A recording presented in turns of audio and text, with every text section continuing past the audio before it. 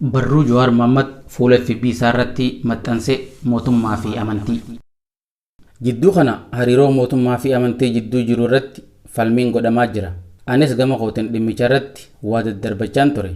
Dhimma kanarratti bal'inaan barreessuudhaaf yommuu yaadu barruu bara 2013 konferansii waldaa qorannoo Oromoo Osaa irratti dhiyeesse tokko kuusaa kiyya keessaa argadhee barruu san haala amma irra ga'e waliin wal simsiisuudhaan isiniif dhiyeessuuf carraaqeera.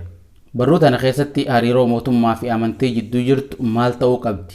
Amantii fi siyaasan adda bahuu qabu yeroo jennu maal jechuudha? Maaliif adda bahu? Hammam adda fagaachuu qabu? Jechi sekularizim jedhamu kan yeroo hedduu irra deddeebinee dubbannuu fi dhageenyu hiikni isaa maali? Dhumarratti hariiroo qabsoo Oromoo fi amantii maal ture? Gara fuulduraa hoo maal ta'uu qaba? Dhimmoota jaan irratti yaada koo akka asii gadii kanatti isiniif dhiyeesseera. Amantii fi siyaasni maaliif adda bahuun isaan barbaachise? Siyaasa ammayyaa keessatti yaadni olaantummaa argatee heerota mootummaa biyyoota hedduu keessatti barraa'ee argamu mootummaa fi amantiin adda kan jedhudha. Heera mootummaa Itoophiyaa keeyyata 11 akkasumas kan naannoo Oromiyaa keeyyata wal fakkaataa keessatti kaa'amee jira. Maaliif mootummaa fi amantii wal makuu jechuun maali kan jedhu irraa haa kaanu. Mootummaa fi amantiin bifa lamaan wal makuu danda'u. Karaan tokko suduudumaan hooggansi amantii fi mootummaas tokko yeroo ta'udha. Karaan biraa yeroo seeraa fi heerri mootummaan ittiin bulu amantii keessaa madduudha. Kana jechuun heerri mootummaa maddi isaa Qur'aana, Baayibil, Tooraatii fi kan kana fakkaatan irraa yoo maddu jechuudha. Kanarraa kan ka'e jaarraa 20ffaa dura dhaabbannii fi hooggansi mootummaa fi amantii bakka hedduutti wal keessa ture. Yoo hooggansi mootummaa fi amantii adda ta'es hooggansi mootummaa sun fudhatama argachuuf eebba hooggansa amantii barbaada ture. Bakka garitti ammoo hoogganaan amantii takkaa kallattiin mootiidhaan muudamuu yookiin ammoo hayyama yookaan eebba mootichaa barbaada. Hooggansi seerri fi hojmaatni amantii fi mootummaa wal makuu kun dhawaatan rakkoo fide. Rakkooleen kunis mootummaan amantii keessa harka galfachuun walabummaa amantootaa fi dhaabbilee isaanii yoo sarbu mootummaan seeraa fi hooggansa amantii irratti hirkachuunis loogdummaan akka uumamu godhe. Fakkeenyaaf mootummaan aangorra bahuuf hayyama abbootii amantaa isa barbaachisu turuufis isa barbaachisa. Kana jechuun walaba ta'ee murteessuuf hin danda'u.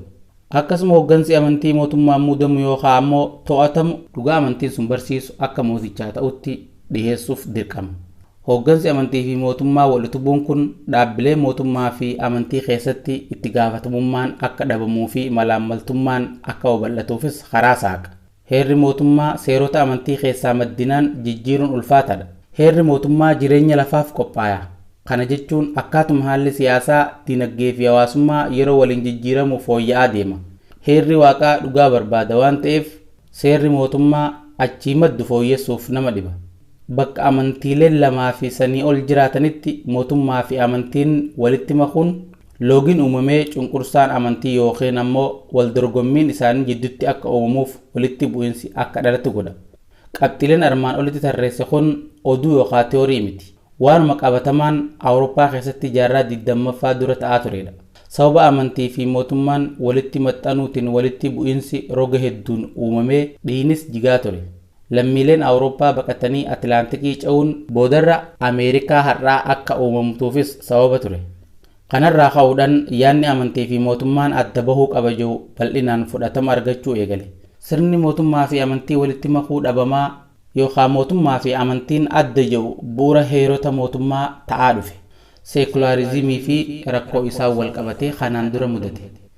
Yaadni sekularizim jedhu yeroo maddu bu'uuraalee armaan gadii qabateeti. Amantiin yookaan dhaabbannii fi hordoftoonni mootummaa irraa walaba.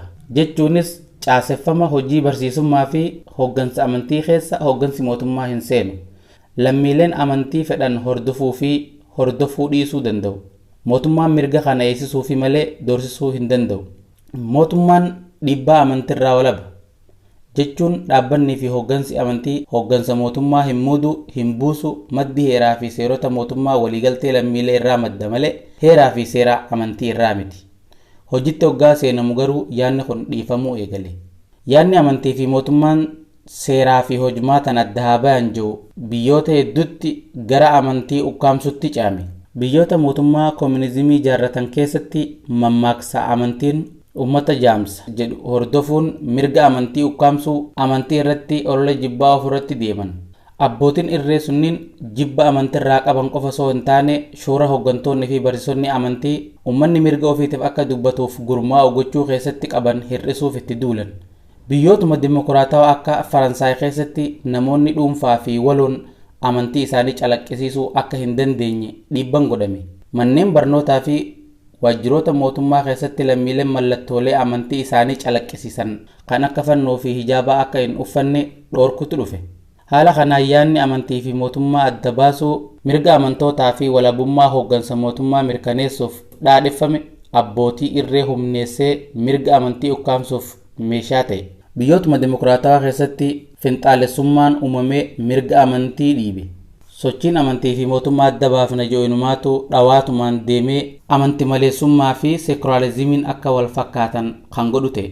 Mootummoonni kooministii hedduun amantii fi mootummaa adda baafna jechaa amantii maleessummaa ilaalcha bu'uura mootummaa hamma godhutti deeman. Kun ammoo yaadni sekularizimii bakka lamatti akka ba'u godhe. Sekularizimii fo'aa kan armaan olitti dhiifnee amantiin kan dhuunfaa waan ta'eef barsiifni aadan eenyummaa fi mallattoon amantiin gonkumaa mul'achuu hin qabu kan jedhudha. Yaadni kun biyyoota akka Faransaay keessatti ammas hojiirra kan jiru ta'us biyyoonni hedduun yaada lammataa kan armaan gaditti seenaniiru. Sekularizimii waldandeessisaa.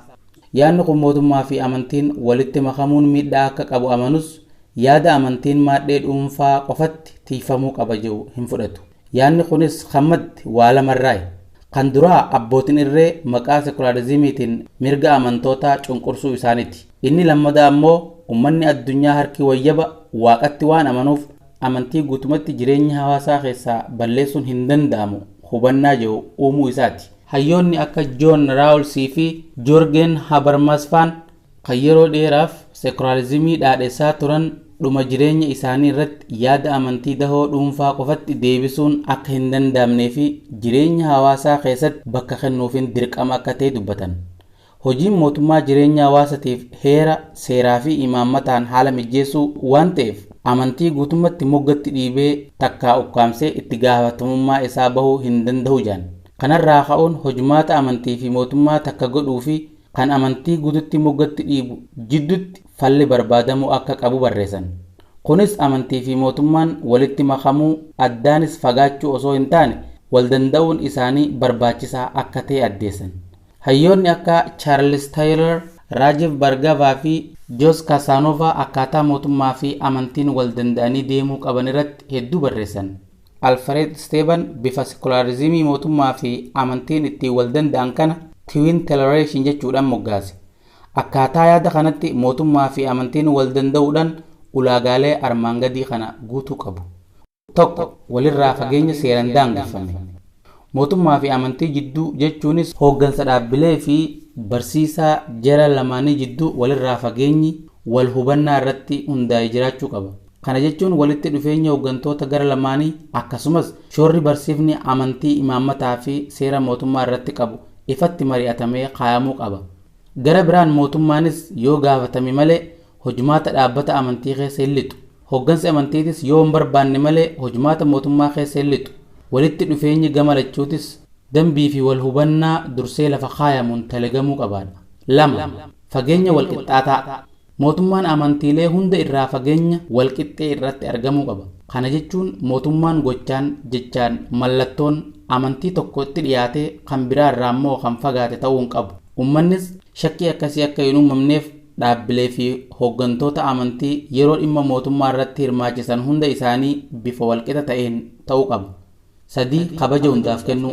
Mootummaan amantii hundaaf kabaja walqixaa qabaachuu qaba.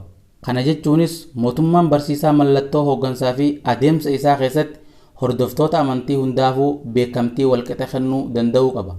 Fakkeenyaaf hooggansi mootummaa barsiifni amantii biraa kan dhuunfaa isaatiin faallaa ta'us hanga hojii mootummaa irra jiru ejjennoo isaa ibsuu hin qabu. Miidiyaaleen mootummaa gabaasa barsiisaa ta'ee mallattoolee amantii tokkoo busheessanii kanneen biraa dhaadhessuu hin qaban jechuudha. 4. Waldandahiinsa gama hundaa. Hooggansi dhaabbilee mootummaa fi amantii beekamtii waliin kennuu qabu. Kana jechuun hooggansi mootummaa dhimma bulchiinsa biyyaa keessatti aangoo fi itti gaafatamummaa guutuu akka qabu hoggansi amantii beekamtii kennuu qaba. Gama biraatiin dhimma amantii isaanii keessatti barsiifni dhimma jaarmaya amantii to'annaa mootummaatiin ala ta'uu fi hoggansi amantii fi hordoftoonni walabummaan kan gaggeeffatan ta'uun hoggansi mootummaa beekamtii kennuu qaba. Kana gochuuf hoggansi gama lamaanii akka waliin shakkin wal hin dorsifnee fi hojumaata irratti gufuu walitti hin taane fayyada. 5. Waliif tumsa gaarii. Hoggansi amantii fi mootummaa tajaajila hawaasaa irratti waliif tumsuu qabu. Fakkeenyi gaariin haala koronaa amma keessa jirrudha. Mootummaan balaa kana jalaa ummata baraaruuf seera baasa. Hoggansi amantii ammoo ummanni seera bahisan hordofee fayyaa ofii akka eeggatu gorsa. Bifa kanaan mootummaa fi amantiin waliif tumsanii ummata tajaajiluu danda'uu jechuudha. 6. Hirmaannaa wal qixxaataa qabaachuu. Hordoftoonni amantiilee garaagaraa biyya tokko keessa jiran mootummaa keessatti hirmaannaa madaalawaa ta'e qabaachuu qabu. Kunis bakka bu'ummaa bulchiinsa mootummaa, qoodama diinagdee, himata seenaa akkasumas ijaarsa eenyummaa biyyoolessaa keessatti hordoftoonni amantii hundumtuu qooda madaalawaa isaaniin malu argachuu qabu. 7. Amantiiwwan karaa faallaa ta'een dhimma itti bahamuun akka malu beekuu. Amantiileen hundinuu badiifis toltuufis dhimma itti bahamuun akka danda'amu beekuun barbaachisaadha. Jechuun barumsi amantii kamiituu akkuma namoonni irra jireessi waan gaariif jireenya isaanii masaquuf dhimma itti bahan garii ammoo akka hojii hamaaf isaanii tolutti hiikuu akka danda'an amanuudha. Fakkeenyaaf amantiin hundi ollaa keessan jaaladhaa gargaaraa jedha. Namni hamaan garuu keeyyata hedduu keessaa jecha tokko luqqisee ollaa diinomsuuf itti fayyadamuu akka danda'u beekuudha.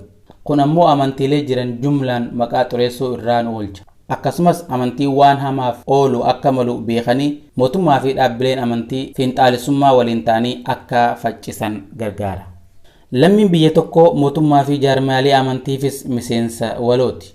Akkuma barruu kana keessatti agarre mootummaa fi amantiin yoo akka malee walitti siqanii wal keessa seenanis yoo wal dhiibanii walirraa fagaatanis kan miidhamu lammiilee qaamni lachuu tajaajiluuf dhaabbatanidha. Hariiroon mootummaa fi amantii ilaa fi ilaamee 7 armaan olii irratti yoo kan gaggeeffamu taate walabummaa walii eeganii waliif tumsanii nageenyaa fi misooma biyyaaf akkasuma misooma qaamaa qalbii lammiileef hojjechuu danda'an jaamee amanama. Faallaa kanaa mootummaan barsiisaa fi hojumaata jaarmaalee amantii keessa yoo seene mirga amantii sarbuu qofa osoo hin taane walitti bu'insa hamaa afeeruu akka danda'u seenan addunyaa ragaadha. Mootummaan amantii takka ofitti qabee kanneen biraa yoo achi qabe loogii uumuu qofa osoo hin taane balaa afeera. Itoophiyaa fi sekularizimii. Erga uumamtee as Itoophiyaan hariiroo amantii fi mootummaa bifa adda addaa sadiin gaggeessuuf yaaltee jirti. Minilik irraa kaasee hanga bara Haayile Sillaasetti amantii fi mootummaan wal makoo turan. Amantii mootummaatu ture. Kun ammoo walabummaa fi walqixxummaan amantii akka hin jiraanne godhe. Bara darguu ammoo faallaa sanii deemame. Sappaaraatisti sekularizim gubbatti tuqnee hojiirra oolchuuf yaalame. Amantiin mootummaa irraa akka faggeeffame qofa osoo hin taane mootummichi ilaalcha farra amantiis tankaarfachiisaa ture.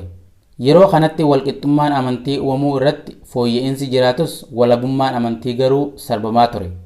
Bara sirnaa IPRDF ammoo yaaliin nugusootaa fi dargii keessatti godhame wal madaalchisuuf yaalame. Amantii fi mootummaan heeraan adda baafaman. Ta'us seerri sun dhugatti hojiitti ni qabne. Mootummaan suduudaa fi lafa jalaan dhaabbilee amantii harka keessa galfachuun dantaa paartii aangoo harkaa qabuutiif oolchaa ture. Yeroo ammaa kanattis dhimmi hariiroo amantii fi mootummaa bifa haaraan ijoo dubbii ta'aa jira.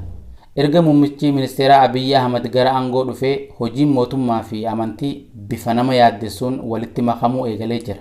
Walitti dhufeenyi amantii fi mootummaa kun rakkoo akka hin uumneef gamanumaan seeraa fi sarara qabsiisuun barbaachisaa. Anis kanumaafin yaada kanaa katabe. Amantii fi qabsoo Oromoo. Qabsoon Oromoo dhalootumaa kaaftee dhimma sekularizimiitiin walitti fullaafte. Kunis karaa sadiin. Tokkoffaa sirni qabsoon tun irratti finciluun eegalte kan mootii Haayile Sillaasee mootummaa amantii walitti makuun loogii hacuuccaa gaggeessaa waan tureef qabsoon Oromoo ganamumaan dhimma kana mormuun ejjennoo mootummaa fi amantii adda bahuu qaba jettu akka fudhatu taasise. Kan lammataa qabsoon Oromoo ummata amantii hedduu hordofu bilisa baasuuf waan kaateef sekularizimii fudhachuun tokkummaa ummatichaa eegsisanii milkeessuuf barbaachisaa ture. Hojiin seena qabeessi Jeneraal Taaddasaa Birruufaan dheeratti korma tokko qalanii Islaamummaa fi Kiristaana itti nyaachisan sun ilaalcha kanarraa madda. seenan shinnigaa kan hooggantoonni adda bilisummaa Oromoo amantiin wal fo'uu didanii waliin wareegaman sun kanuma itti fufsiise. Sadaffaa yeroo qabsoon tun eegalte yeroo koominizimiin addunyaa irratti olaantummaa argachaa turte waan ta'eef bu'uureessitoonni qabsoo Oromoo hedduun manneen barnootaa keessatti yaada koominizimiitiin qaramanii sekularizimii dhugeeffatanii bahuudhaan mooraa qabsootti yaada san fidanii dhufan. Hayyoonni qabsoo kana ganamaan qaran gariin hayyoota amantiilee gama hundaa Sheek Bakrii Saphaloo, Luba Guddinaa Sumsaa fi kan kana fakkaatan ta'uunis mooraan qabsoo Oromoo jaarmaa siyaasaa fi amantii wal dandeessiftee akka deemtu karaa saaqeera. Kanaafuu qabsoon Oromoo dhalootumaan sekularizimii fudhattee waliin guddatte jechuun ni dandeenya. Garuu amna qabsoo kana keessatti amantii fi siyaasaa jaarmaa wal dhaalchisanii deemuun laaftuu hin turre. Rakkoon mudate tokko sappaaraasitii sekularizim fudhachuuf yaaludha. Sababni kanaa lama. Kan duraa hayyoonni yuunivarsiitii keessa dabruun qabsoo hoogganutti dhufan yaada sekularizimii maddi isaa koominizimii ta'een qaramanii waan bahaniif amantiin guutumatti siyaasaa irraa akka fagaattu barbaadaa turan. Sababni lammadaa uummanni Oromoo amantiilee garaagaraa waan hordofuuf tokkummaa isaa eegsisuuf jaarmayaa fi hooggansi qabsoo amantii irraa hedduu fagaachuu qaba kan jedhudha.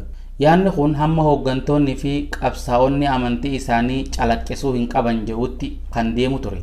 Ta'us mooraan qabsoo Oromoo sekularizimii bifa saniitiin hedduu tankaarfachuu hin dandeenye. Gara sekularizimii amantii fi siyaasaa wal dandeessee deemutti dhufuuf dirqamte. Sababni kanaas haala qabatamaa ummatichaati. Qabsoon tun ummata baadiyyaa irratti kan hirkattee turte. Ummanni akkasii ammoo parsantii 100 amantii hordofa. Jireenya hawaasummaa fi dinagdee isaa amantiin kan wal qabateedha. Kanaafuu qabsaa'onni jireenya hawaasaa kana madaqfachuu waan qabaniif amantii xireeffatanii irraa fagaatanii ummata hawwachuu fi gargaarsifachuu akka hin dandeenye hubatan. Kanaafuu mala amantii fi siyaasaa wal dandeessanii deemuu qabatamaan barachaa fi hojiitti hiikaa dhufan. Kanaafuu komiin garaagaraa yeroo yeroon ka'us mooraan qabsoo Oromoo amantii fi siyaasaa bifa madaalawaa ta'een wal dandeessiftee deemuu irratti kan milkoofte fakkaatti. Inumaatu akkuma federaalizimiin biyya kanatti akka hojiirra oolus shoora guddaa taphate ejjennoo fi muuxannoo qabsoon Oromoo sekularizimii irratti qabatte heera mootummaa bara 1995 bahe keessatti sekularizimiin bifa ifaa ta'uun utubaa biyyattii akka ta'u taasifamuu isaatti gahee guddaa kan taphatte. Goolabbii barruu kana keessatti dhimma sekularizimii ilaalchisee yaadrimeewwan ijoo ta'anii fi muuxannoowwan addunyaa akkasumas dhimmichaan wal qabate haala qabatamaa yaadrimeen kun amma irra geessaniif ibsuuf yaalamee jira. Sekularizimiin utubaalee mootummaa ammayyaa keessaa tokkoof murteessaa akka ta'e hubachuun barbaachisaadha. Mirga lammiileen amantii fedhan hordofuuf qaban kabajuuf, walabummaa dhaabbilee amantii eegsisuuf, akkasumas heeraa fi seerri biyya tokkoo waliigaltee hawaasa biyyasii social contract akka tumu dandeessisuuf amantii fi mootummaa gargar baasuun barbaachisaadha. Gargar baasuu hoggaa jennu garuu addaan kutuu akka hin taanes haa hubannu. Sekularizimiin amantii guutummaan guututti jireenya uummataa keessaa dhiibuuf yaaluu akka hin milkoofnee fi kan irra wayyu amantii fi mootummaan adda bahanii garuu wal kabajanii fi waliif tumsanii deemuun murteessaadha. Sekularizimii jechuun amantii jibbuu yookaan busheessuu osoo hin taane amantiilee hunda mootummaan adda baasanii wal qixa kabajuu fi hirmaachisuu akka ta'e haa qalbifannu. Keessattuu biyya akka teenyaa kan amantiin hedduu fi seenaa loogii fi cunqursaa qabdu keessatti sekularizimii amantii fi mootummaa adda baasanii mirga lammiilee eeguu qofaaf osoo hin taane sirna uummata sabdaneessaa ta'e wal dandeessanii bulchuu akka ta'e hubachuu qabna. Adeemsi askaluu kana qondaalonni biyya bulchaa jiran mootummaa fi amantii walitti makuu eegalan kun gamanumaan qeeqamee seeraa fi sarara akka qabatu gochuuf dhimma murteessaadha. Tiruun bulte lafee taate akkuma jedhan wanti har'a akkuma tooftaa yeroo fayyadamnu dhibee hamaa yeroo dheeraa uumuu waan maluuf qondaalonni haala itti jiran dhaabbatanii ilaaluun karaatti akka deebi'an dhaamsa koo gamanumaan dabarsuun barbaada.